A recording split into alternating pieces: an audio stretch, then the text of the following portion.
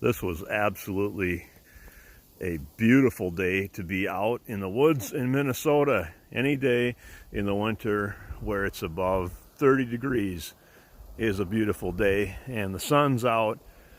Can't complain. This tree is a white oak that sadly passed away last year, and this is the remnants of it. Oh, there is one more part that I have. So let's go walking down the trail back home and see if we can find it. Okay, here we are. This white oak log right here. I haven't measured it yet, but I think it's about 9 foot, maybe 10 foot, and it's got some cracks in it, so it looks like it's trying to quarter saw itself. That's okay, we'll get something out of it.